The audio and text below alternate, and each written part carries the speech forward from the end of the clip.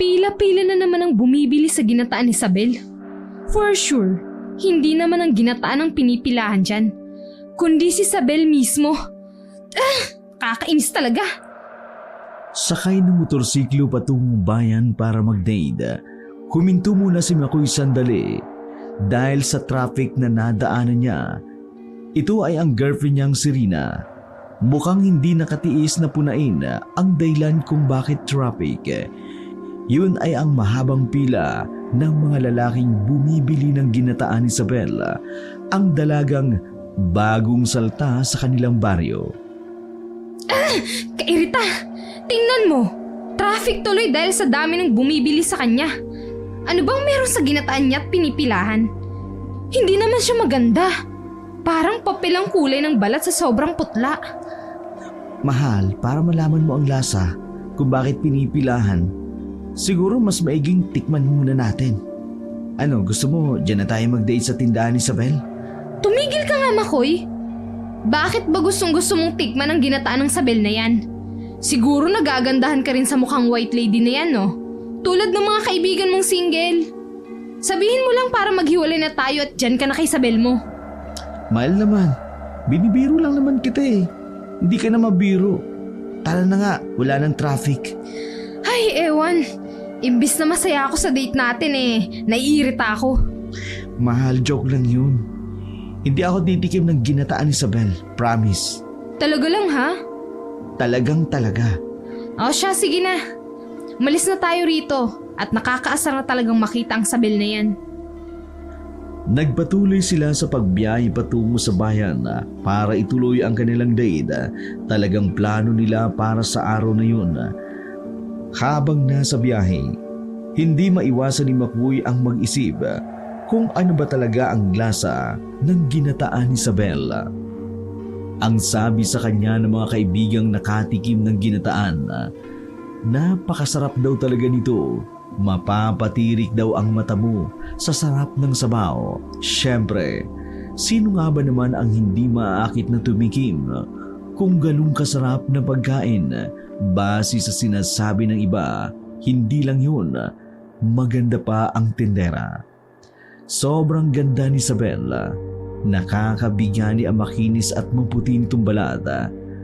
Pati na rin ang mahaba nitong buhok na tila sobrang lambot kung titingnan. Ang maamo nitong mukha at ang magandang hubog ng katawan na talaga namang nakakaakit. Pero hindi siya makatitikim ng ginataan na yun dahil inis kay Isabel ang girlfriend niyang si Rina. Hindi naman sa hindi siya loyal. Mahal na mahal niya si Rina. Sadyang kahit sinong lalaki talagang mabibighani sa ganda ni Isabel. Mahal, galit ka pa rin ba sa akin dahil sinabi kong titikman ko yung ginataan ni Isabel? Tanong ni Makoy nang mapansin niyang hanggang noon nakabusangot pa rin ang mukha ni Rina. Huminto ito sa pagsubo ng lugaw. Kasalukuyan silang kumakain sa lugawan kung saan nila napiling mag-date para ipagdiwang ang kanilang 3rd year anniversary. Oo, nakakainis kasi, mahal. Ano bang meron sa babaeng yun at talaga namang pinipilahan ang ginataan niya? Mahal, hindi naman siguro pipilahan yon kung hindi masarap ang ginataan niya. At saka, bakit magalit na galit ka kay Isabel? Oo, maganda siya. Pero ikaw pa rin ang mas maganda sa paningin ko. Kaya hindi ka dapat ma-insecure o magselo sa kanya. At sino bang nagsabing insecure at nagsiselos ako sa kanya? Ay, hindi ba mahal? Bakit kanya ang reaksyon mo sa tuwing nadadaanan natin ang tindahan ni Isabel? Bumuntong hininga si Rina bago sumagot. Ganito ang reaksyon ko dahil nakakairita ang paraan kung paano siya tumingin sa tao. Natingnan na niya ako at kahit babae ako, para bang inaakit niya ako. Para bang sinasabi niyang... Pinaliit ni Rina ang kanyang mga mata. Kinagat ang labi bago nagpatuloy sa pagsasalita. Halika, tikman mo ang masarap na sabaw ng ginataan ko. Kaagad namang napahagalpak ng tawa si Makoy sa sinabi ng kanyang girlfriend, bahagya niya tuloy pinisil-pisil ang pisngi nito bago ito tumugon. Hayaan mo, mahal. Titikman ko yung masarap na sabaw mo mamaya. Namilog ang mga mata ni Rina sa kalubingon sa paligid. Mahal, ano ka ba? Baka mamaya may makarinig sa atin. Hayaan mo sila maingit sa narinig nila. Hindi lahat nakakatikim nun. Hinampas siya ni Rina bago sila parehong natawang itinuloy ang pagkain ng lugaw. Kaya mahal na mahal ni Makoy si Rina dahil simple lamang ito. Hindi na kailangan pa ng magarbong date. Kahit sa ihawan, lugawan o kahit sa anumang kainan mura lamang, ayos lamang sa kanya. Kung riregaluhan niya naman ng mahal si Rina, nagrereklamo ito at sasabihin at sinasabihan pa siyang ipunin na lamang ang pera kaysa naman ibili pa ng pangregalo sa kanya. Lumipas ang ilang araw, matapos ang 3rd anniversary ni Makoy at Rina, naging abala si Rina sa pagre-review para sa nalalapit nitong licensure examination for teacher. Mahal, mukhang magta-top 1 ka sa exam. Sobrang sipag mo mag-review. Ayaw kong maging overconfident, Makoy. Alam mo naman yung nangyari last year, di ba? Hindi ako nakapasa. Kaya ayaw kong umasa ng mataas. Ang mahalaga sa akin ngayon ay makapasa ako. Hindi na kailangan nasa top list. Sabagay. Pero mahal, i-manifest na natin yung pagkapasa mo. I-claim na natin na papasa ka. Huwag ka na mag-isip ng negative. Okay na yun. Okay? Hindi ko mapigilan eh. Paano kung hindi pa rin ako makapasa? Paano kung hindi na talaga matupad yung pangarap ko na maging licensed teacher? E di magpapakasal na lang tayo. Wala namang problema dun eh. Kahit nasa bahay ka lang, okay lang. Alagaan mo lang magiging mga anak natin. Gumawa na tayo at bubuo tayo ng isang classroom. Mga 10 estudyante para ikaw magiging teacher nila. Loko ka talaga. Magbihis ka na nga ng uniform mo at pumasok ka na sa trabaho. Baka mamaya, pagalitan ka na naman ni Victor dahil late ka. Sige mahal, aalis na ako Good luck sa pagre-review mo. 1 taon na rin mula na magsama sila ni Rina sa iisang bahay. Hindi naman tumutol ang mga magulang nila kahit pa nag-aaral si Rina. Basta raw hindi muna mabuntis si Rina para magamit pa niya ang kanyang pinag-aralan bilang isang teacher. Ipinangako nilang dalawa na magiging licensed teacher muna si Rina bago sila magkaroon ng anak. Mahal na mahal talaga ni Makoy si Rina. Para sa kanya, siya ang babaeng pakakasalan niya at sasamahan niya habang buhay. Pre, ang tagal mo namang lumabas ng bahay nyo. Bumangon ka ba muna bago lumabas? Si Raulo ka talaga. Pero oo, energizer ko sa umaga yun eh. Ay grabe, sana all. Pero magagawa ko rin yan kapag nakatsyempo ako manligaw kay Isabel. Ang hirap tsyempohan na siya lang mag-isa eh. Sobrang busy sa pagtitinda ng ginataan. Bahagyang natuwa si Makoy. Huminto ang mga motorsiklo nila sa harap ng tindahan ng ginataan ni Isabel dahil kagaya ng araw-araw na senaryo. Mahaba naman ang pila at talagang nagkakaroon pa ng traffic sa daan.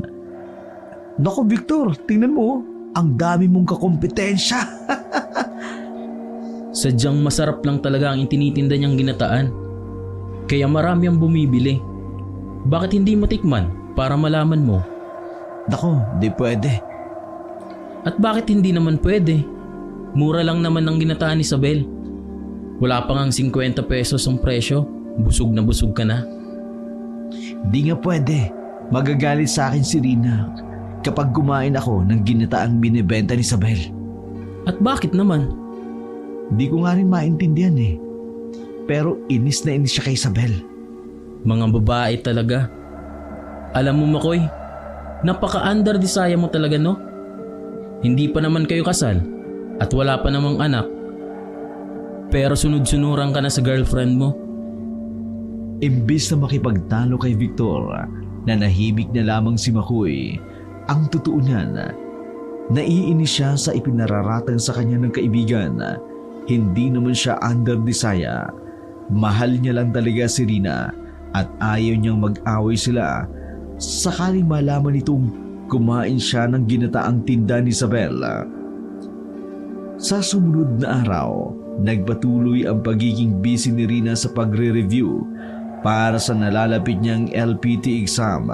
Kaya naman, pagkagaling ni Makoy sa trabaho, pinili niyang lumabas muna ng bahay at hayaan itong mapag-isa para makapag-focus ito sa pagre-review.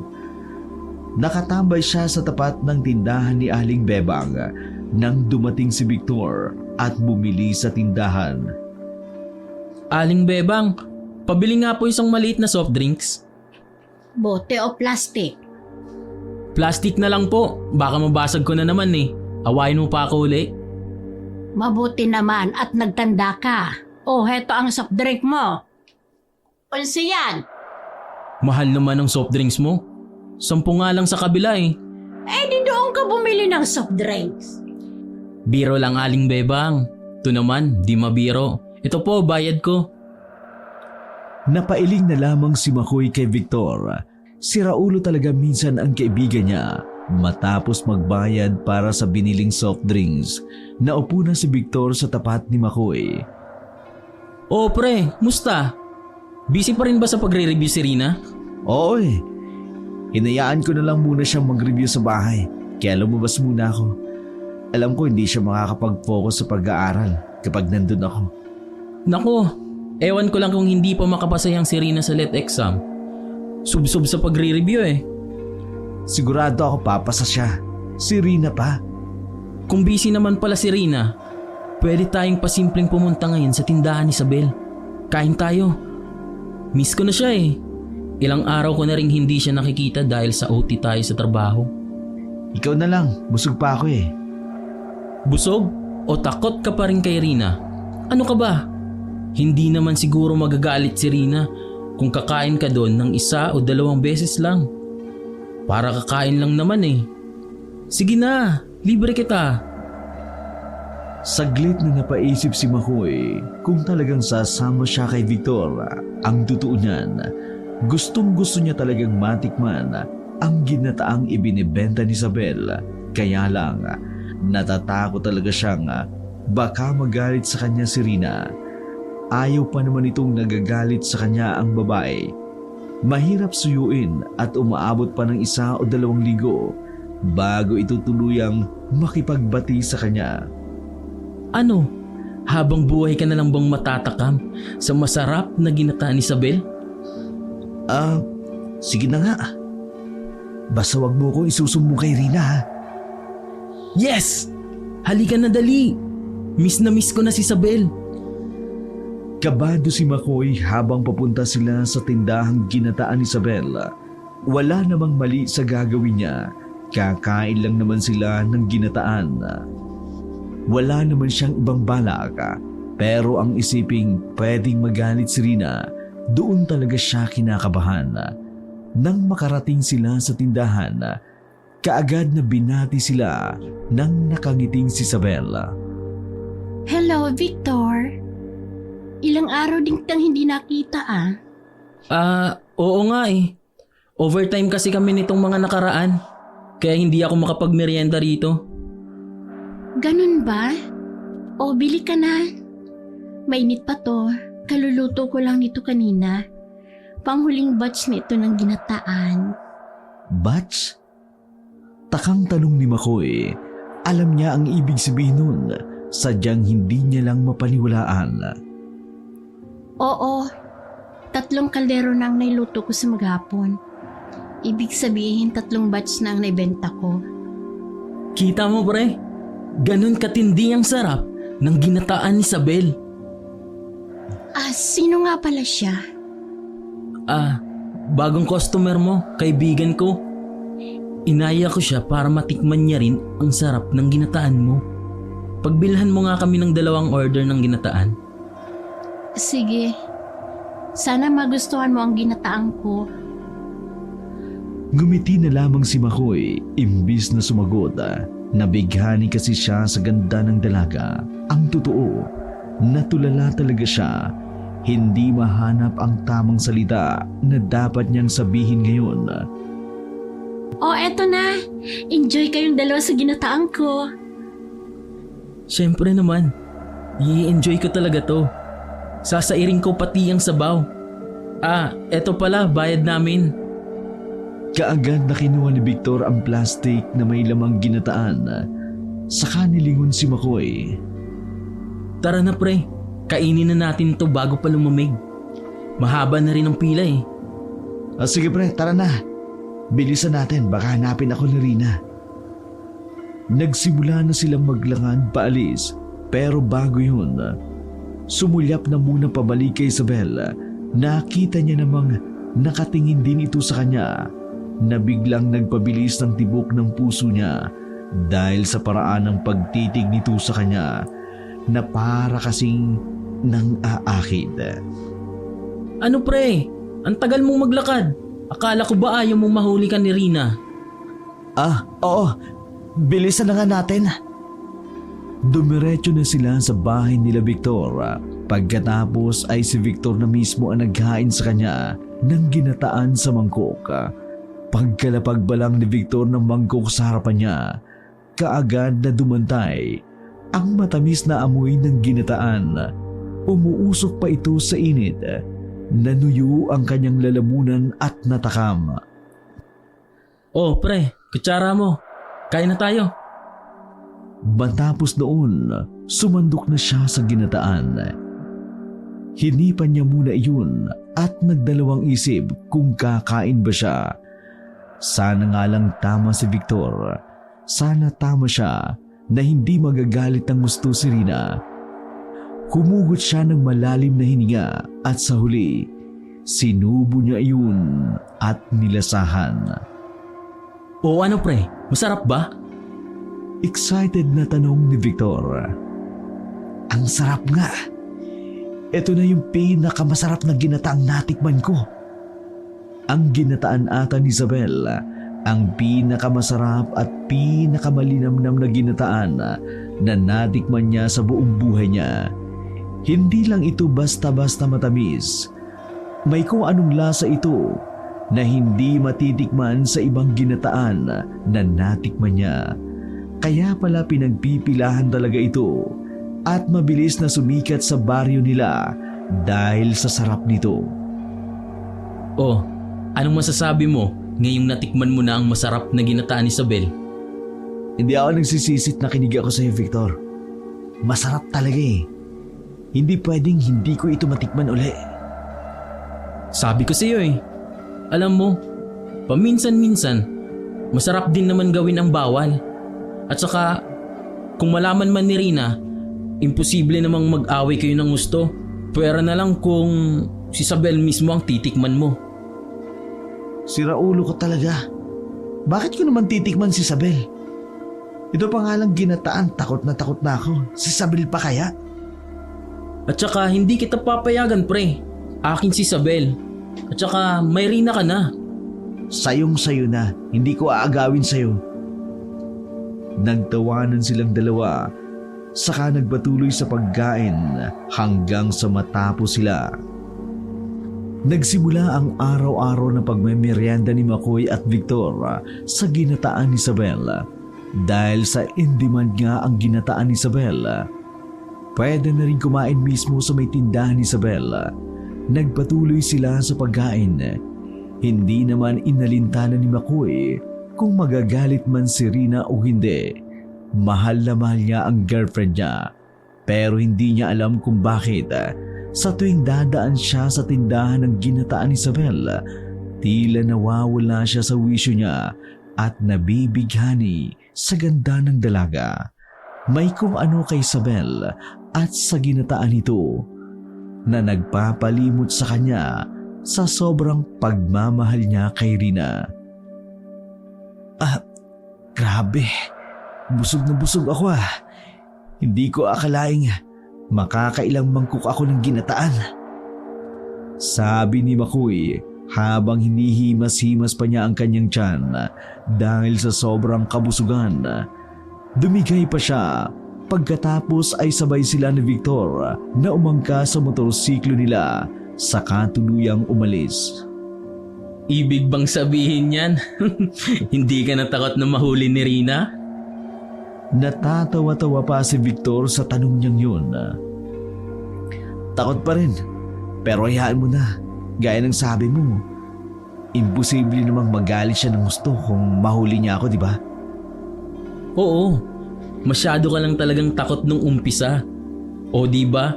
Sulit naman ang pagkain doon. Bukod sa masarap at nabubusog na tayo, ang ganda pa ni Isabel. Mukha ngang nakakalimutan mo na ata nung may girlfriend ka tuwing tititig ka sa Isabel ko. Gago, anong tingin mo? Aagawin ko yung Isabel mo? Aba, malay ko sa'yo.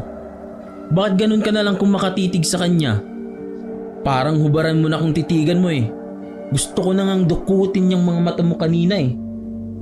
Tiningnan ko lang, pre. Huwag mong sabihin nagsiselos ka. Di pa kayo niyan ha, pero siloso ka na.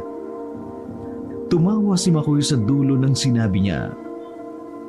Naku Makoy, siguraduhin mo lang. Akin lang si Isabel. Huwag mong kalimutang may girlfriend ka. Hindi ko makakalimutan yun. Sobrang mahal ko si Rina at hindi ko siya ipagpapalit sa iba. Pagdating sa bahay, kaagad na ipinarada ni Makoy ang motorsiklo niya. Napabuntong hininga siya dahil sa kabang nararamdaman niya dahil sa mga sinabi ni Victor. Ang totoo, talagang naaakit siya kay Isabel. Pinipigilan lamang niya ang sarili dahil mahal niya si Rina. Pagpasok niya sa bahay, naabutan niya si Rina na abala sa pagluluto. Ngumiti siya rito at dumiretso sa kusina sa kaniyakap ang dalaga mula sa likuran. Wow, mahal! Hindi ka na ba busy ngayon at nagluto ka na? Sana hinintay mo ako para ako na yung magluto. Ano ka ba?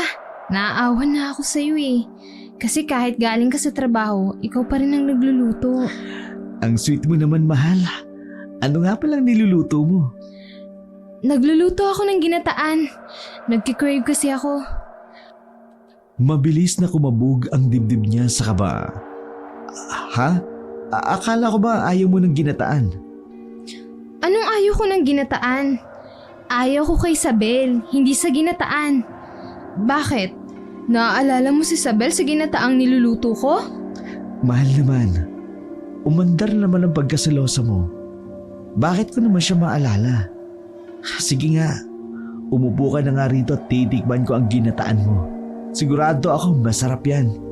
Kesa sa ginataan ni Isabel na yun. Siyempre no. Maganda lang yun, kaya maraming may gusto ng ginataan niya. Magaling kaya ako magluto nito. Hindi mo palang natitikman. Sige nga, patikim nga ako. Excited si Makoy na matikman ang ginataan ni Rina. Sa isip-isip niya, sa oras na matikman niya ang ginataang luto mismo ng girlfriend niya, siguradong kay Rina na siya magpapaluto at hindi na siya bibili ng ginataan ni Isabel. Ngunit iba sa inaasahan niya. Nang ihain na ni Rina ang ginataan, nakita niyang hindi ito ganong kabango o kalapot gaya ng luto ni Isabel. Inisip niyang baka sa itsura lang nito hindi maganda, kaya sumandok siya noon. Hinipan niya at tinikman. Masarap ba, mahal? Excited na tanong ni Rina.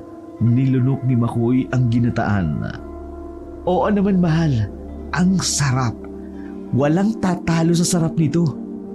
Talaga? O diba, sabi ko sa'yo, masarap ako magluto niyan. Kaya wag na wag mong titikman ang luto ni Isabel. Ginataan ko lang ang titikman mo. Pagbabanta ni Rina sa kanya na naging dahilan para masamid siya. Oh, mahal. Dahan-dahan lang. Alam kong masarap ang luto ko. Pero hindi mo naman kailangan madaliin ang pagkain. Natawa pa si Rina nang abutan siya nito ng tubig.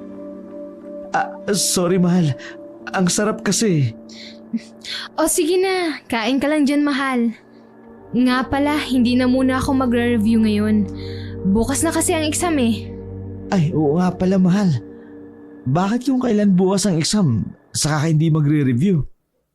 Mahal, kapag nag-review ako ngayon, gugulo lang ang utak ko. Mas natatandaan ko kasi kapag matagal ko nang na-review. Kaysa yung nakaraan lang. Ganun ba? Sigurado ka ba dyan? So, pwede ka ngayong gabi. Anong sinasabi mo, Makoy? Nagpanggap na inosente ang girlfriend niya, pero kaagad na inangat baba ni Makoy ang kanyang magkabilang kilay. Ngumiti ng nakakaloko. Alam mo na, ang tagal na kasi, sobrang busy ka. Parang sira to. Sige na nga. Ang totoo niyan, hindi talaga nagustuhan ni Makoy ang lasa ng ginataan ni Rina. Hindi naman pangit ang lasa nito. Pero siguro, dahil sobrang sarap siya sa ginataan ni Isabel, hindi niya na-appreciate ang sarap ng luto ni Rina. Nagigilty siya, pero mas nangingimbabaw talaga ang kagustuhan ni Makoy. Natikman muli ang ginataan ni Isabel. Ang pagkain niya ng ginataan nito ay naging tila addiction niya. Hinahanap-hanap niya at inaaraw-araw talaga. Minsan ay nakakadalawa o nakakatatlong bowl siya hanggang sa... Makoy! Makoy, nasan ka? Bumukas ang pinto sa bahay nila. Abala si Makoy sa pag-aayos ng trabaho niya. Nang marinig ang sigaw ni Rina, kaagad siyang lumabas ng kwarto. At naabutan niyang halos umuusok ang ilong ni Rina sa sobrang galit. Mahal, anong nangyari sa'yo at bakit galit na galit ka? Ano tong nababalitaan ko na araw-araw ka raw nagme-merienda sa tindahan ng ginataan ni Isabel, ha? Namilog ang mga mata niya sa gulat. Anong sinasabi mo? Saan mo naman narinig yan? Tuloy-tuloy tumulo ang mga luwas sa mata ni Rina. Hindi niya alam kung anong sasabihin niya. Ngayong unang beses niya lang nakitang umiyak ang girlfriend niya. Akala mo hindi ko malalaman, ha? Na palagi kang kumakain sa tindahan ng Isabel na yan? Hindi ba sinabihin na kita na huwag kang kakain doon dahil hindi ko gusto si Isabel? Mahal, teka muna. Kumalma ka lang. Wala naman akong ginagawang masama. Hindi pa natatapos ang sasabihin niya nang bigla siyang hampasin ni Rina sa kanyang dibdib. Pinaghampas siya nito habang umiiyak. So inaamin mo na kumakain ka nga doon, ha? Sumagot ka, Makoy! Sumagot ka! Oo! Kumakain nga ako doon, mahal. Pero ano naman ang mali sa ginagawa ko? Kumakain lang naman ako ng ginataan. Hindi naman si Isabel ang pinupuntahan ko doon, kundi ang ginataang binebenta niya. Kahit na, Makoy! Naririnig mo ba ang sarili mo, ha? Nangako ka sa akin na hindi ka bibili doon. Pero anong ginawa mo? Binali mo ang tiwala ko sa'yo.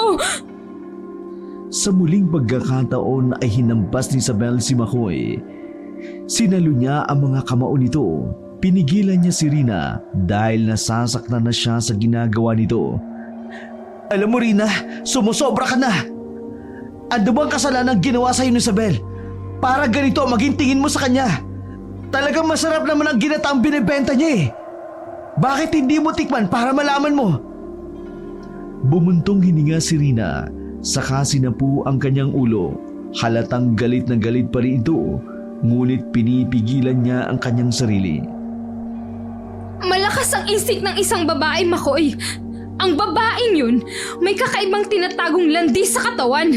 Hindi lang landi, parang may iba pa siyang motibo.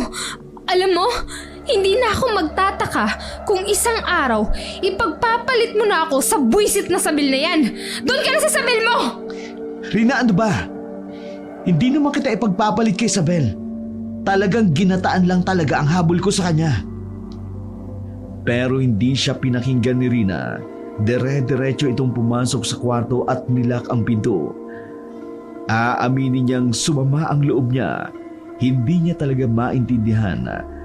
Wala namang katuturan ang dahilan nito. Dahil sa instinct niya ay galit na siya kay Isabel.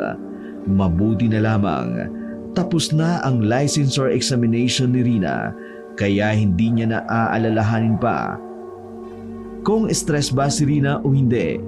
Hahayaan na lamang ni Makoy si Rina na magtampo kung hindi siya nito kinikibo. Ganun din ang ginagawa niya. Kung dati sinusuyo niya si Rina, ngayon ay hindi na. Pakiramdam kasi ni Makoy, si Rina ang may mali sa pagkakataong ito.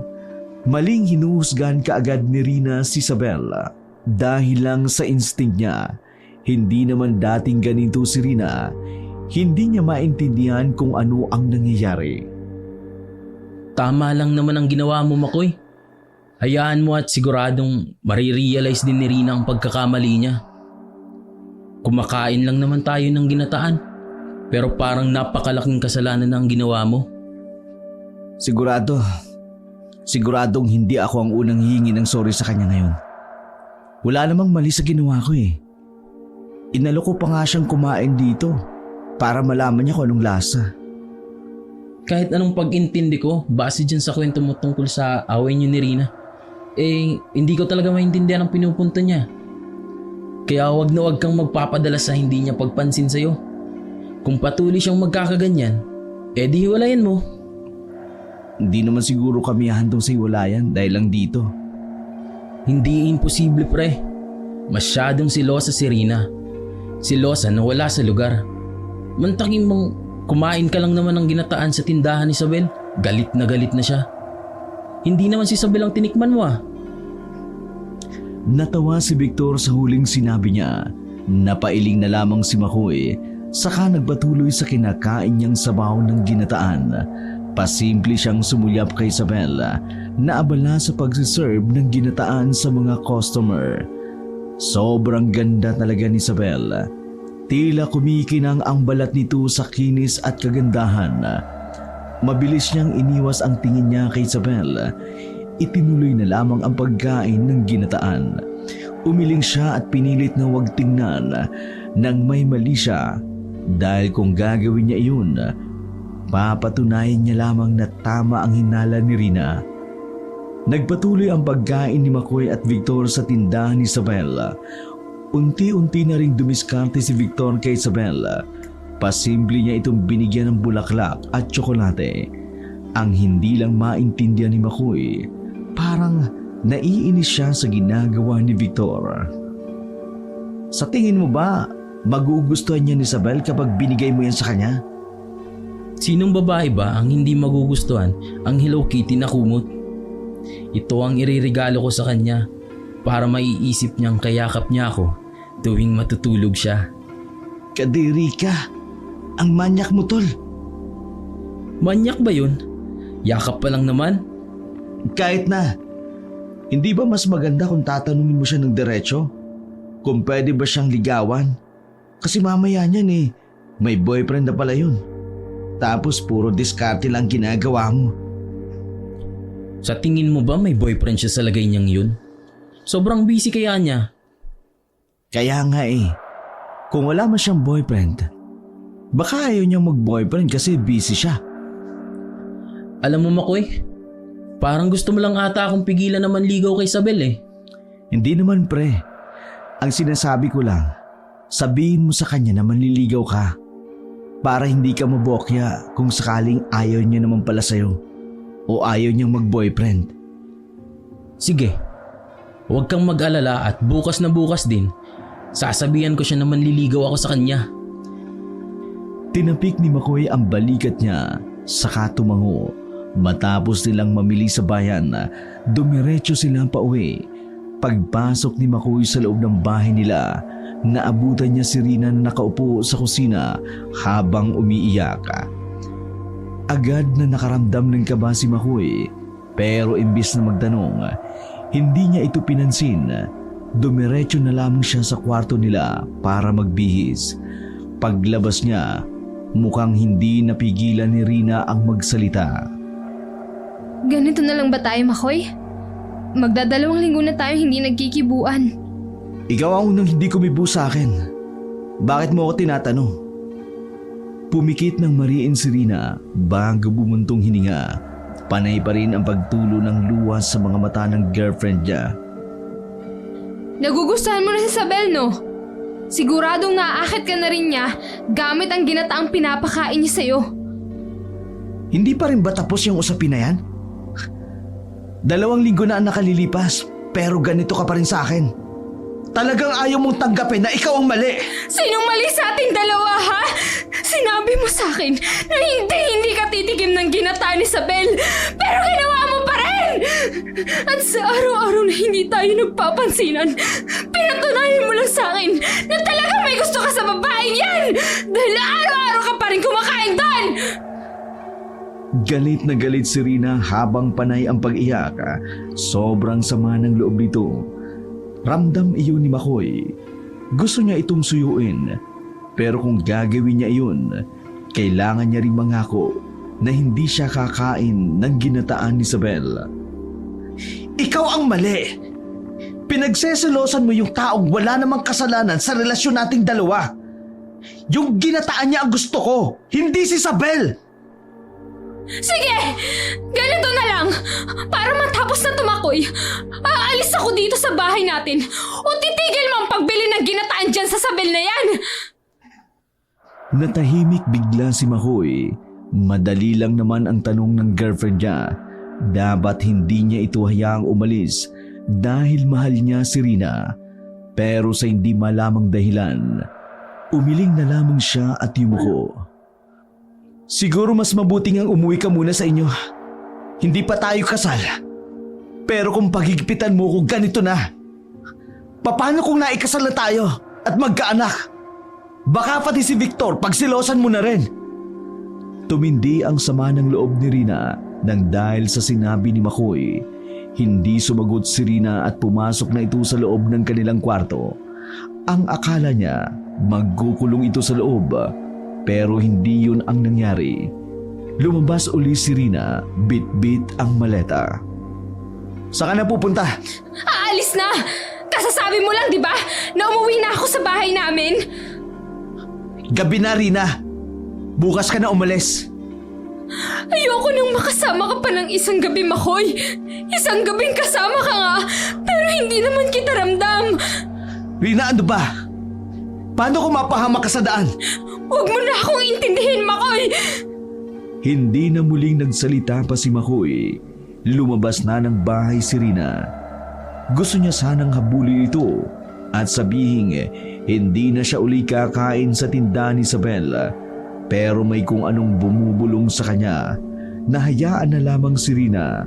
Imbis na habulin si Rina, naupo na lamang siya sa silya at hinayaan itong tuluyang umalis.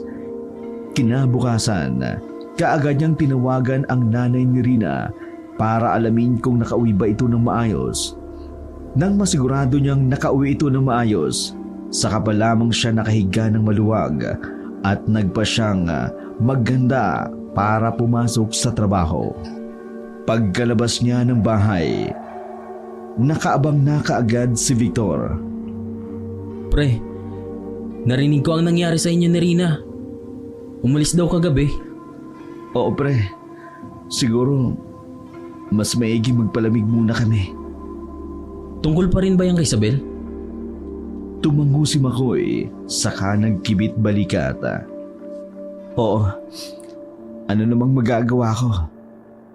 Kung kahit ilang beses kong sabihin sa kanya na kumain lang naman talaga ako ng ginataan sa tindahan ni Isabel, ayaw niyang maniwala. Ang sabi niya, may gusto raw ako kay Isabel. Malala na yung si Rina. Tama lang na umalis muna siya para magpalamig. Siguro maiisip niya rin ang lahat ng mali niya kapag nagkaiwalay muna kayo. Sana nga. Hindi ko naman gustong umabot kami sa ganito. Pero wala eh. Siguro ganito talaga pag pumapasok sa isang relasyon. Tinapik na lamang ni Victor ang kanyang balikat bago sila sumakay sa kanyang motorsiklo para dumiretso sa trabaho. Buong umagang anay ang tingin ni Makoy sa kanyang cellphone para makita kung nag-text ba sa kanya si Rina o hindi pa. Pagdating ng hapon, hindi na siya nakatiis. Tinext niya na ito. At kahit siya ang unang nag-text para lang mangumusta, hindi ito sumagot sa kanya, kaya naman hinayaan niya lang muna ito. Pauwi na sana sila ni Victor at dadaan sana siya sa tindahan ni Isabel. Ngunit sa halip na ginataan ang maabutan nila, naabutan nila ang nag-iiskandalong si Aling Bebang. Buisit kang babae ka! Saan mo dinalang asawa ko? Dito lang naman yan halos tumatambay. Kulang na lang tulungan ka na niyang magluto ng paninda mo. Tapos hindi ka pa nagbubukas. Nandito na siya. Aling Bebang, pasensya na po talaga kayo. Pero hindi ko po maintindihan ang sinasabi niyo. Wala po akong alam kung nasaan si Mang Nestor. Aba, nagmamaang-maangang ka pa talaga. Alam mo, hindi talaga maintindihan kung bakit halos lahat ng kalalakihan, bata man o matanda, kahit ang mga tomboy na humaling dyan sa ginataan mo, hindi naman masarap. Sumang-ayon ang ilan sa mga babaeng nakapaligid doon. Aling Bebang, huwag niyo naman pong sisiraan ang paninda ko. Ano sinisiraan? Talaga namang hindi masarap yung ginataan mo, ang pakla! Pero yung mga punyetang lalaki yan, sarap na para bang may inilagay kang gayuma para mahalin na sila sa ginataan mo. Muling sumang-ayon ang mga kababaihan na kapaligid sa kanila. Hindi ko po alam na mapakla para sa inyo ang ginataang niluluto ko. Baka ho, magkaiba lang ang panlasa ng mga lalaki kaysa sa mga babae. Sarkastikong napatawa si Aling Bebang sa sinabi ni Isabel. At kailan pa naging magkaiba ang panlasa ng babae kaysa sa lalaki? Ilabas mo ang asawa ko, Isabel! Ikaw lang ang huling pinuntahan niya. Anong ginawa mo sa kanya? Inaswang mo ba? Hinalo mo na bang asawa ko sa ginataan mo? Aling Bebang, pakiusap. Huwag naman po kayong mag-iskandalo rito. Hindi ko po talaga alam kung nasaan si Mang Nestor. Habang si Victor at Makoy hindi na nakatiis, kaagad na tumawag si Victor sa barangay Tanod para ipadampot si Aling Bebang na hindi talaga tumitigil sa pag-iiskandalo. Ilang saglit lang, dumating na kaagad ang mga Tanod. Kaagad na dinampot si Aling Bebang para patigilin sa pagwawala nito. Ang mga marites naman sa paligid ay nagsiuwian na rin sa takot na madamay pa sila. Nang umalis na ang mga taong naruroon, nakita ni Makoy kung paano umiyak si Isabel dahil sa labis na kahihiyan. At ito namang si Victor, to the rescue, akala mo superhero. Kaagad niyang niyakap si Isabel at inalo. Tahan na. Huwag ka nang umiyak, Isabel. Ako ang tumawag ng barangay Tanod para damputin yan si Aling Bebang. Talaga? Thank you, Victor.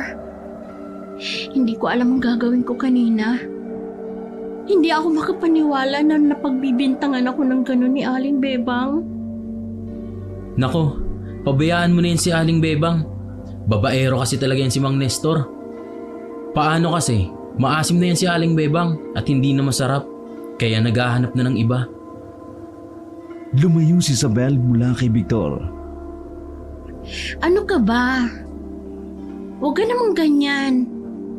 Kasal silang dalawa at nangako magsasama habang buhay. Kaya hindi pwedeng sabihin kaya iniwan ni Mang Nestor si Aling Bebang ay dahil tumatanda na. Sabagay, tama ka.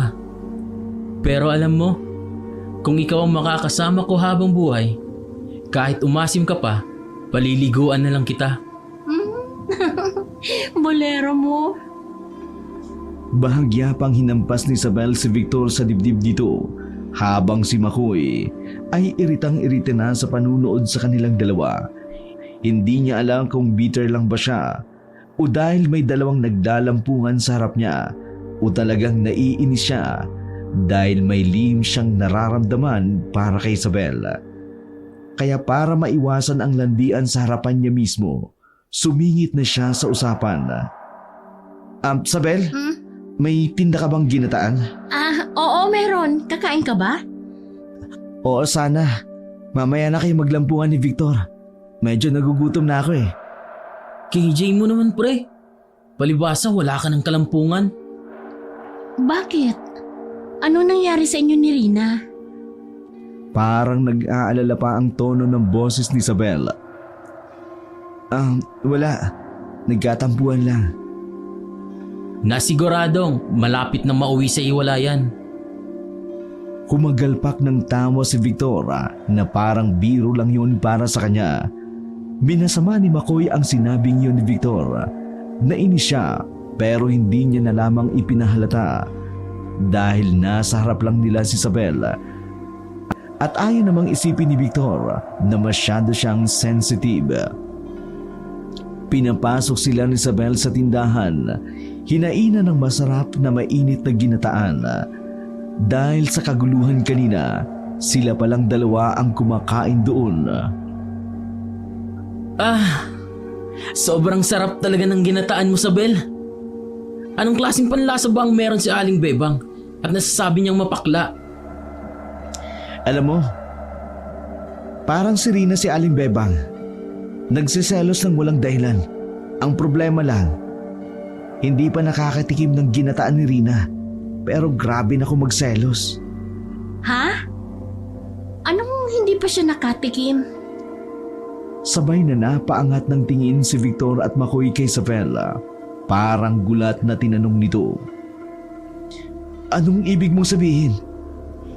Si Rina, bumili siya ng ginataan dito sa akin nung nakaraang araw. Pinabalot niya pa nga eh. Ang sabi niya, hati raw kayong dalawa. Ganun ba? Hindi ko alam. Naku McCoy, tinikman ata niya para malaman kung ano bang kinahuhumalingan mo sa lasa ng ginataan ni Isabel. Pabulong na sabi ni Victor. Sigurado ako hindi siya na-disappoint kaya siguro lumayas. Hindi mo na ba susuyuin si Rina? Nag-angat ng tingin si McCoy kay Isabel. Hindi niya alam. Pero yung mga mata ni Isabel para bang may ibig ipahiwatig. Hindi ko siya susuyuin dahil mababaw yung dahilan ng pinag-awayan namin.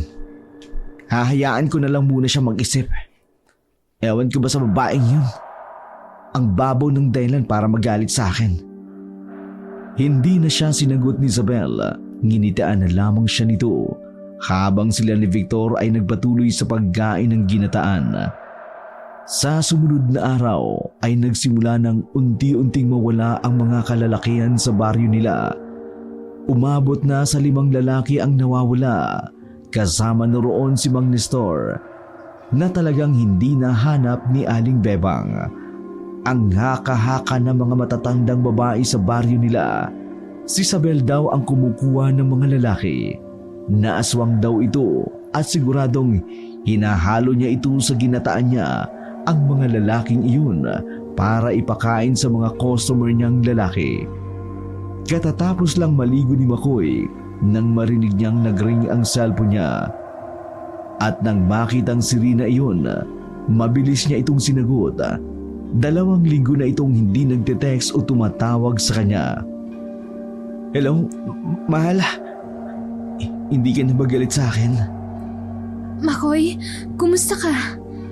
Umusbong ang kaba ng kanyang dibdib nang marinig ang boses nito na tila ba nag-aalala. Okay lang naman ako, mahal. Ikaw? Kumakain ka pa rin ba ng ginataan sa tindahan ni Isabel? Hindi na. Yun na nga yung pinag-awayan natin. Kaya tinigilan ko na ang pagkain doon. Bakit mo naman naitanong? Uuwi ka na ba ngayong nalaman mo na hindi na ako kumakain noon?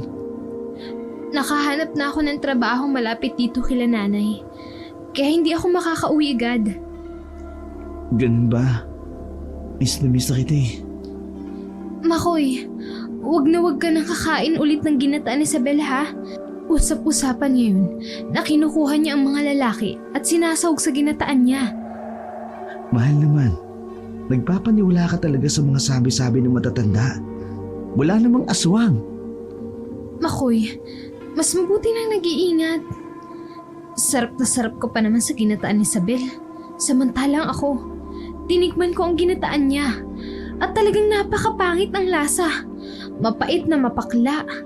Kung nasasarapan ng mga lalaki sa lasa ng tinda niya, abang kami mga babae hindi. Malamang may ginawa siya kaya nasasarapan kayo sa luto niya. Saglit na hindi nakasagot si Makoy. Nainis siya sa mga ipinaratang ni Rina kay Isabel, pero ayaw niya sana makipagtalo rito. Kaya imbis na sagutin niya si Rina, sumang-ayon na lamang siya rito. Sige mahal, hindi na ako kakain ng ginataan ni Isabel. Promise mo yan ha? Oo, promise. Kung ganun, uuwi ako dyan sa Sabado. Namimiss na rin kita mahal eh. Alam ni Makoy na mag-aaway uli sila ni Rina kapag nalaman itong kumakain pa rin siya ng ginataan ni Isabel. Pero hanggat hindi umuwi si Rina, palihim muna siyang kumakain doon. Sa kanya na lang iisipin ang gagawin kapag nakauwi na ito. Kasalukuyan silang kumakain ng ginataan. Ngayong araw ang huling araw na malaya nang makakakain si Makoy ng ginataan ni Isabel dahil bukas ay uuwi na si Rina. Pre, sa tingin ko, sasagutin na ako ni Isabel. Ganun ba pre? Naku, congratulations. Pakakasalan ko kaagad siya pag sinagot niya ako. Ayaw ko na siyang pakawalan. Ako ang pinakamaraming makakaing handa niyan kapag nangyari yan. Nagtawanan na lamang silang dalawa habang patuloy na kumakain. Ang totoo niyan, hindi talaga natutuwa si Makoy. Gusto niyang sapakin ang mukha ng kaibigan dahil ang totoo, gusto niya rin talaga si Isabel. Nalilito siya sa tunay niyang nararamdaman. Kung babalikan niya pa ba si Rina o susubukan niya ring ligawan si Isabel kahit alam niyang pwede sila mag-away ni Victor. Teka lang pre ah, banyo muna ako. Kumulubig lahat yan ko. Sige pre, hintayin kita sa labas ha. Sabay na silang tumayo.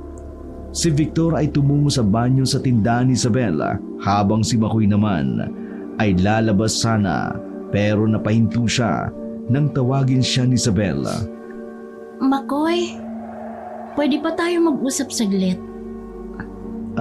Bakit? May aaminin sana ako sa'yo. Naguguluhan man, hindi na nakapagsalita pa si Makoy nang hawakan ni Isabel ang kamay niya at hinatak siya patungo sa loob ng kusina. Nabigla siya nang marahan siyang itulak ng dalaga sa may pader. Hinawakan ang magkabila niyang pisngi. Kitang-kita niya ang pag-aalala sa mukha ni Isabel habang nakatitig sa mga mata niya. Isabel, ano bang sasabihin mo? Hindi ko na talaga maitatago ang nararamdaman ko para sa iyo, Makoy. Hinayaan ko lang talagang manligaw sa akin si Victor para mas mapalapit sa iyo. Pero hindi ko na kaya. Gustong-gusto talaga kita. Nagulat si Makoy sa sinabi ni Isabel. Sobrang lakas ng kabog ng dibdib niya nang dahil sa kaba. Hinawakan ni Isabel ang pisngi niya. Marahan itong hinaplos. Isabel, may girlfriend ako. Ibig ko sabihin, anong gagawin natin kay Victor kapag nalaman niyang ako pala ang gusto mo? Gusto niya sanang sabihin may girlfriend siya pero kaagad niya yung sinabi dahil talagang sobrang naaakit siya kay Isabel. Nahuhumaling siya sa mabangong amoy nito, sa maganda nitong mga mata at nag-iinit ang buong katawan niya habang magkadikit ang kanilang mga katawan. Gusto mo rin ba ako, Makoy? Ano? Paano si Victor? Kung sasabihin mo sa akin ang nararamdaman mo, magagawa natin ang solusyon ng tungkol kay Victor. Walang makakapigil sa ating dalawa kung pareho natin gusto ang isa't isa. Oo, Isabel. Gusto rin kita. Tuluyan nang nawala sa wisyo si Makoy, lalo na nang halikan siya ni Isabel. Nawala siya sa katinuan. Nakalimutan niya si Rina at nagpasakop sa apoy na ibinigay nito sa kanya. Mamayang gabi, pumunta ka sa bahay ko at ipararamdam ko sa iyo kung gaano kita kagusto, Makoy. Anong gagawin natin sa bahay mo? Basta, Makoy, puntahan mo ako. Nasabik si McCoy na pumunta sa bahay ni Isabel. Hindi niya sinabi kay Victor ang sinabi sa kanya ni Isabel. At nagkunwari na lamang siyang suportado niya pa rin ang kaibigan sa panliligaw nito. Nang makauwi na siya sa bahay, naligo siya agad. Halos siluri niya ang bawat sulok ng katawan niya. Nagbihis siya ng maganda at nagpabango para maakit niya ng gusto si Isabel. Inamoy-amoy niya ang sariling hininga, inayos ang buhok bago niya kinatok ang pinto ng bahay. Isabel! Nandito na ako! Ilang saglit pa, bumukas na ang pinto at bumungad ang maladyosang si Isabel. Nakasuot ito ng nakakaakit na kulay puting bestida. Nakitang-kita ang kaputian nito. Nakangiti ito ng malawak habang nakatingin sa kanya. Pasok ka. Ipaghahanda kita ng pagkain. Nako, hindi na kailangan. Siguradong magugutom ka sa gagawin natin. Kaya kumain ka na muna.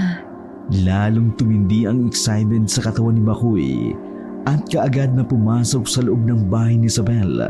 Pero pagpasok niya, kaagad na bumalot ang mabango at matamis na amoy sa kanyang ilong. Pinaupo siya ni Isabel bago ito kumuha ng makakain niya. Bumalik ito na may dalang ginataan at tubig.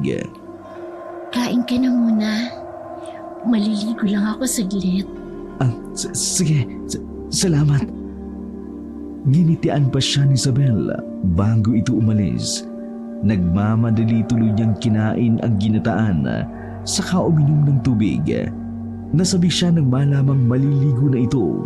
Ngunit pagkatapos niyang kumain, sa hindi niya malamang dahilan, nakaramdam siya ng antok. Sinubukan niyang labanan ang antok na nararamdaman niya, pero ilang saglit lang, tuluyan na siyang nakatulog. Pagdilat niya ng kanyang mga mata, bumungad sa kanya ang madilim na paligid. Bumalot ang masangsang na amoy sa kanyang ilong, amoy ng nabubulok na patay. Nang maalala niyang pumunta siya sa bahay ni Isabel, nagmamadali siyang bumangon sa kanyang kinahihigaan. Ngunit nagimbal siya sa nakita sa paligid. Puno ng ulo ng iba't ibang ulo ng mga lalaki ang nakalagay sa isang shelves na naroon. Diyos ko! Ano ito? Kahit nanginginig ang kanyang katawan sa tindi ng takot, nagmamadali siyang lumayo mula sa kinahihigaan niya. May mga dugo pa ang metal na lamesang iyon. Parang higaan iyon ng mga patay kapag iniimbalsa mo. Pawis na pawis siya dahil sa labis na kaba. Tiningnan niya ang paligid at nakita niya ang pamilyar na mukha. Mag-restore! Labis ang takot na bumalot sa kanyang katawan. Napaatras siya nang maalala niya ang mga sinabi ng matanda sa kabilang baryo na si Isabel daw ang aswang at kinukuha nito ang katawan ng mga lalaking biktima niya at isinasahog sa ginataan. Kaagad niyang sinampal ang kanyang sarili. Hindi totoo ito! Panaginip lang to! Pero humapdi ang kanyang pisngi. Hindi siya nagising sa masamang panaginip. Nataranta siyang luminga sa paligid para humanap ng daan kung saan lalabas at ang una niyang nakita ay ang pintuan na walang pinto. Sa nanginginig niyang tuhod, nagmamadali siyang tumakbo patungo roon. Narinig niya ang kumukulong tunog ng niluluto, kasunod ng magandang boses na kumakanta mula sa loob. Natatakot man, lakas loob na hinawi niya ang pinto at nakita niyang nakatalikod si Isabel habang may hawak na kutsilyo. Napatalon siya sa gulat. Hinampas nito ang kung anong hinihiwa nito na tumalsik ang dugo. Sabel! Anong ginagawa natin dito? Biglang lumingon si Sabel sa kanya. Kitang-kita niya ang mukha nito na puno ng dugo. Bumaba ang tingin niya sa inihiwa nito at nakita niyang may hawak itong pusong tumitibok-tibok pa iyon sa kanyang kamay. O Makoy, gising ka na pala. Sa kabila ng napakagandang taglay ni Isabel, sumilay ang nakatatakot ng ngiti nito. Nakita kasi ni Makoy ang dugo sa mga ngipin nito. Naanimoy may kinagat itong madugo. Isabel! Anong ibig sabihin nito? Makoy, di ba sabi ko ipakikita ko kung gaano kita kamahal? Dahil mahal kita, ipinakita ko sa iyo ang sikreto ko. Ang secret ingredient para maging masarap ang ginataang niluluto ko. Secret ingredient? Anong sinasabi mo, Isabel? Tama ang hinala ng mga matatanda dito sa baryo nyo. Mga lalaki ang sahog ng ginataang ko. Puso nyong mga lalaki. Ang sarap, di ba? Ano? Demonyo ka!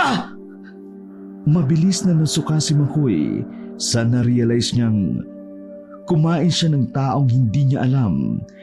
Diring-diri siya, napakalaking tanga niya para hindi pansinin ang mga babala ng mga taong nakapaligid sa kanya, lalo na si Rina. Sukang-suka siya, halos hindi yun matapos. Kahit puro tubig lang ang sinusuka niya, umiikot pa rin ang kanyang tiyan sa tindi ng pandidiring nararamdaman. Makoy, bakit mo naman isinuka ang mga pinakain ko sa iyong ginataan? Hindi ba't sarap na sarap ka nung kinakain mo yan? Huwag mo naman sayangin. Gago ka! Halimo ka! Bakit mo to ginagawa? Katulad ng ginagawa ng mga tao para mabuhay. Ito ang ginagawa ko. Gumagawa ako ng paraan para makakain ng libre. Ibinagsak ni Isabel ang kutsilyo sa lamesa, saka ibinaling ang tingin sa kanya. Kung kanina'y nasasabik siyang lumapit sa kanya si Isabel, ngayon ay nanginginig na siya sa takot. Wag!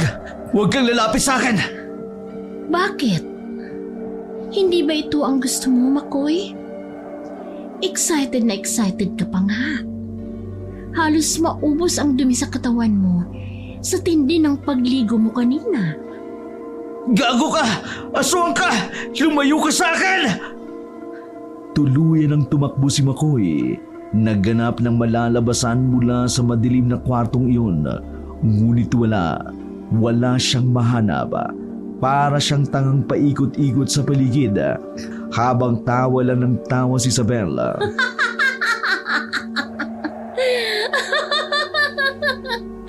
Anong akala mo? Makakatakas ka sa akin, Makoy? Hindi! Halika! Kakainin kita! Demo ko maisasama sa biktima mo! Isabel! Talaga? Tingnan natin kung hindi mo kainin ang mga salita mo. Sa gulat ni Makoy, bigla na lamang tumalon si Isabel patungo sa kanya. Dinakma siya nito. Nahulog siya sa malamig at masangsang na sahig. Pumaibabaw sa kanya si Isabel. Ang mukha nito ay halos isubsob niya na sa kanya. Ready ka na ba, Makoy? Lumayo ka sa akin! Tulong! Tulungan niyo ako!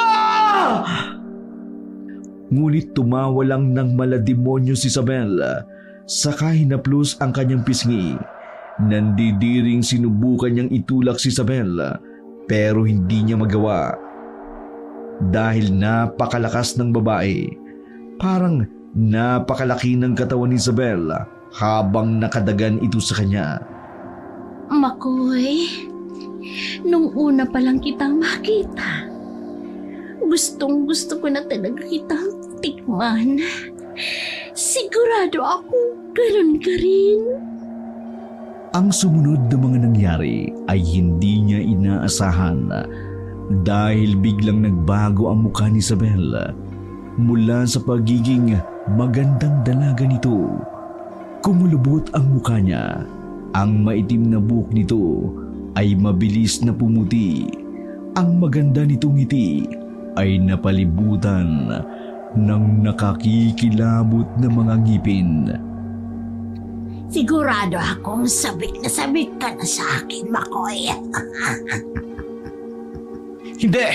Tulong! Tulungan niyo ako! Buong lakas niyang itinulak si Isabela at nang magawa niya, sinubukan niyang tumakbo. Pero nahuli ni Isabel ang kanyang paa. Kinaladkad niya ito pabalik, pinagtatadyakan niya ito. Pero wala siyang nagawa. Lalo na nang kalbutin ni Isabel ang hita niya at tumagas mula roon ang dugo niya.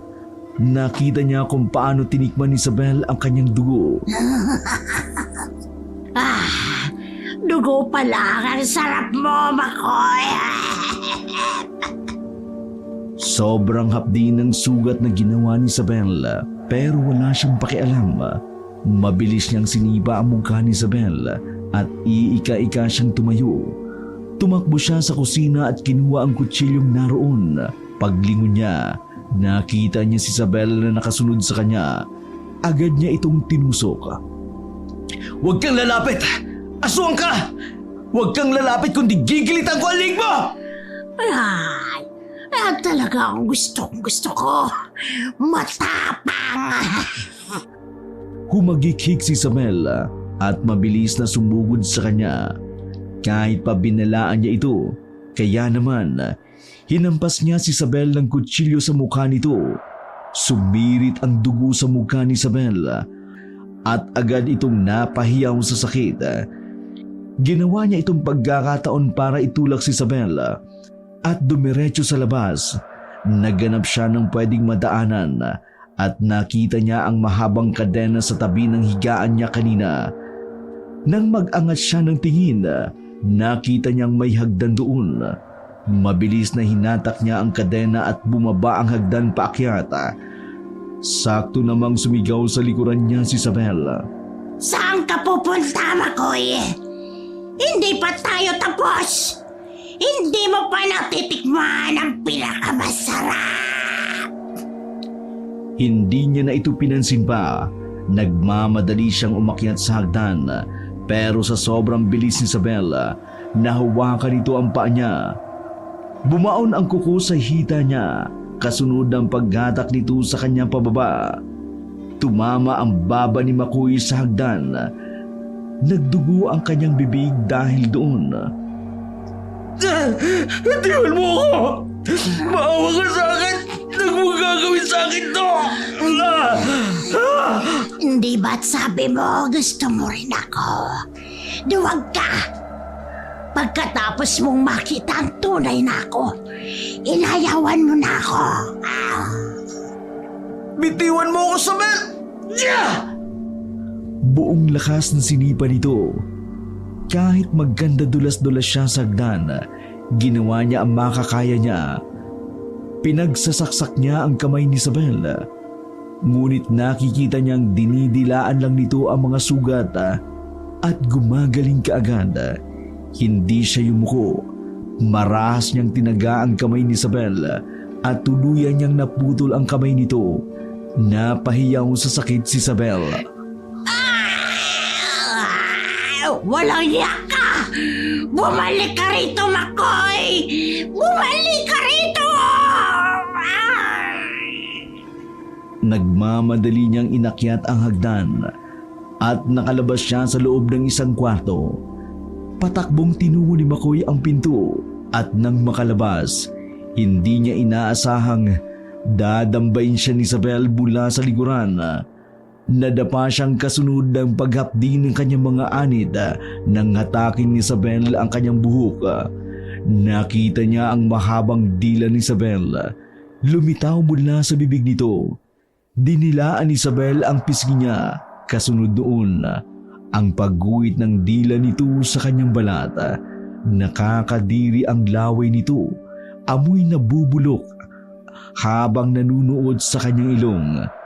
Napasigaw si Makoy dahil sa sobrang hapdi na nararamdaman. Tulong! Tulong! Hindi ka makakatawa sa akin! Hindi na!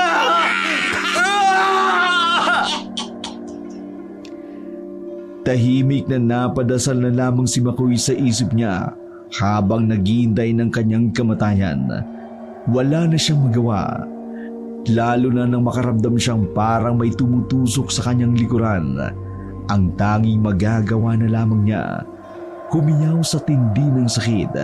Ilang saglit pa, unti-unti na yung bumaon sa kanyang balat at nang tuluyan na siyang sumuko, biglang bumukas ang pinto. Bumungad sa kanila si Victor. Walang hiya ka, Makoy! Akin lang si Isabel! Lagot ka ngayon kay Rina, isusumbong ko ang kababuyan mo! Pagtataksilan mo pa siya, ah! Nahinto si Isabel sa ginagawa niya kay Makoy at napaangat ng tingin kay Victor. Ngayon ay gulat na gulat sa kanyang nakita. Isabel! Hindi maaari! Victor! Tulong! Makoy! Anong nangyari? Teka! Isang saglit pa ay hinawi na ni Rina si Victor mula sa pintuan. Victor, umayos ka! Hindi na yan si Isabel! Aswang na yan! Doon na na-realize ni Victor na ang babaeng gustong-gusto niya ay hindi tao, kundi Demonyo! Aswang! nagsusumigaw si Victor habang tumatakbo sa labas. Inanunsyo niya sa lahat ng mga kapitbahay na nakapaligid, kaya naman nagmamadaling umalis si Isabel mula sa likuran ni Makoy. Mabilis itong tumakbo. Aswang! Mga kapitbahay! Si Isabel ang aswang! Habang sumisigaw si Victor sa labas ng bahay, si Rina ay natulala saglit habang tinitingnan si Makoy na para bang hindi ito makapaniwala sa kanyang nakita. Mahal! Tulungan mo ako! Nang makita ni Rina kung gaano nanghihina si Makoy, doon na siya natauhan. Makoy! Mahal! Kasunod ng pagtawag ni Rina sa kanya, narinig ni Makoy ang pagdating ng iba pang mga tao sa baryo. Halos lahat ay puro kababaihan, mapamatanda at dalaga.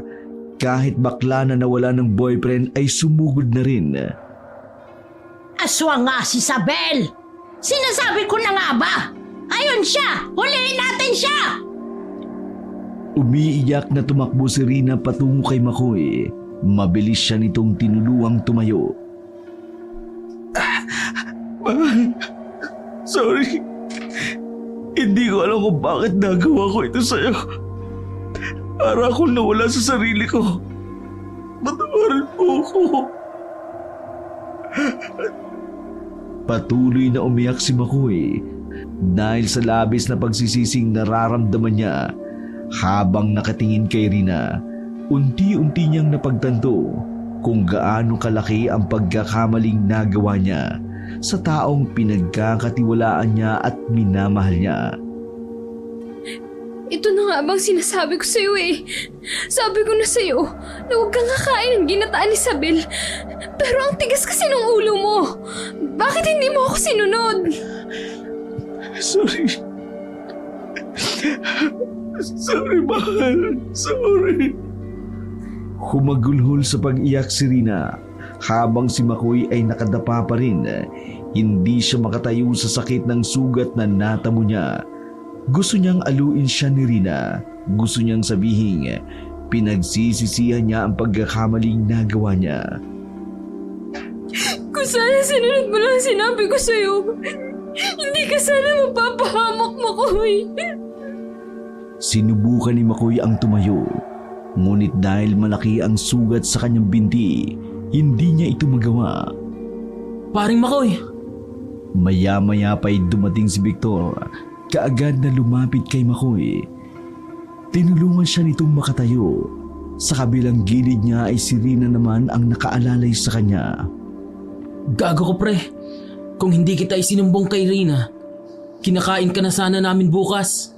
Bakit ka ba kasi sumama kay Isabel? Mali ko bang kakainin niya ako? Marahas na hinampas ni Rina ang balikat ni Makoy. Aray, mahal. Hindi ko akalain na magagawa mo akong lokohin, Makoy. Humanda ka talaga sa akin kapag gumaling ka. Sa ngayon, hindi na muna kita aawayin dahil marami ka pang sugat. Pasensya na talaga kayong dalawa. Nang tuluyan silang makalabas mula sa bahay ni Isabela, nakita nilang pinagtulong-tulungan ng mga tao si Isabela. Pinaghahagisan nila ito ng asin at bawang. Ang iba naman, pinaghahambas siya ng walis tinting at buntot pagi. Wag! Maawa kayo sa akin! Wag! Matapos mong kainin ang asawa ko, maawa kami sa'yo! Kumain din naman kayo! Kinain niyo rin sila! Kasunod doon, muling pinaghagisan ni Aling Bebang si Isabel ng asin. Unti-unting umusok ang katawan nito habang humihiyaw sa labis na sakit. Nakakaawa siyang tingnan, ngunit kung iisipin ang lahat ng pagpatay na nagawa ni Isabel, kulang pa ang buhay niya bilang kabayaran sa ginawa niya sa mga kalalakihan sa kanilang baryo. Ilang araw ding nasa ospital si Makoy at habang nasa ospital siya, si Rina ang nasa tabi niya para alagaan siya. Malaki ang naging pagsisisi ni Makoy dahil sa nagawa niya kay Rina. Kung noong una pa lang ay sinunod niya na si Rina, hindi na sana siya kumain ng ginataan. Hindi na sana sila aabot sa puntong magkakaroon sila ng samaan ng loob. Nahinto si Makoy sa pag-iisip nang bumukas ang pinto ng ward kung saan siya naruroon. Pumasok si Victor na may dalang paper bag. Malaki ang ngiti nito sa kanya nang maupo ito sa isang monoblock katabi ng kamang higaan niya. Ito na ang damit na pinadala ni Rina. Bumili lang siya ng pagkain at pupunta na rin siya dito. Nga pala pre, di na ba masakit ang mga sugat mo? Hindi na. Malapit na gumaling eh. Yan kasi ang napapala ng pagsama mo sa babaeng hindi naman dapat sa'yo. Kung hindi ako pumunta doon, ikaw, malamang, ikaw yung kinatay kagaya ni Mang Nestor. Puti na lang talaga ikaw. Galit na galit pa naman ako sa'yo nung makita kitang pumasok sa bahay ni Isabel. Buti na nga lang at ikaw ang pumasok doon. Kung hindi, hindi natin malalaman na aswang pala talaga siya. Oo nga no. Kasi kung ikaw yun, hindi kita maliligtas. Dahil hindi kita susugurin sa bahay ni Isabel.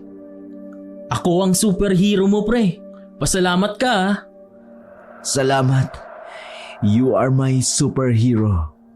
Nagtawanan silang dalawa sa joke na yon. Ilang saglit pa, si Rina naman ang pumasok sa loob ng wardroom. Malaki ang ngiti nito habang hawak ang plastic na may lamang pagkain. Nang mailapag na nito ang plastic sa ibabaw ng lamesa, kaagad na pinakita nito ang hawak niyang cellphone. Nanlaki ang mga mata ni Makoy nang makita ang nasa screen nito. Congratulations, mahal! Sa wakas, licensed teacher ka na! Salamat, mahal! Hindi ako makapaniwala na makakapasa ako! Paanong hindi ka makakapasa? Halos hindi na nga makauwi si Makoy sa bahay niyo. Para lang hayaan ka makapag-review. Deserve mo yan.